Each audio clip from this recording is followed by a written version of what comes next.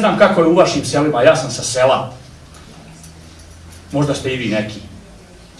Ali, znate kako vam je u nas? Ja mislim da nema države, barem u Evropi, u kojoj ima više praznog stambenog prostora. Imate u nas u selu ljude po 2-3 sprata kuću napravi, a onda živi u mutvaku. A ono mu služi kad mu dođe neko da provede kroz sobe, vidi, kaže, vidi mi ove sobe, vidi mi ove sobe. Jel ne? Jeste.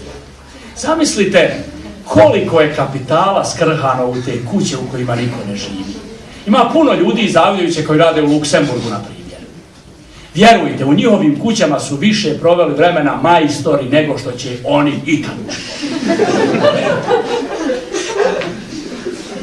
Vidite kako je poslanik to jednostavno govorio. Šta će ti to? Sagradi ono u čemu će živjeti, dosta ti je. Vela tebnu mala tesku. A da su napravili neke firmice, pokrenuli neke biznise, nešto, sad bi mi bili neka normalna država. Je li tako? Ne bi se molili svijeta da nam pošalju da jedemo i ne znam ja da... Tako?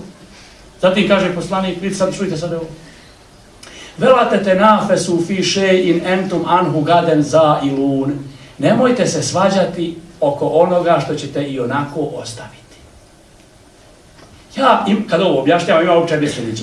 Ja nikad nisam zatekao da se u dvojice ljudi u džamiji svađaju ko će proučiti ezan.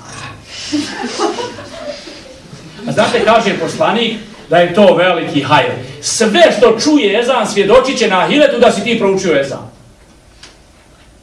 Ali oko čega se ljudi svađaju? Oko čega? Oko onoga što će ostaviti, zameđu se svađaju. Jel' tako? Svađaju se, vidite kako, nemojte se svađati oko onoga što je, svađajte se oko dobra. Ko će uraditi dobro? Hajde, posvađajte se, jel' tako? Ali ne, to neće. Ali ćemo se posvađati oko onoga što će jednoga dana postati potpuno nevrijedno.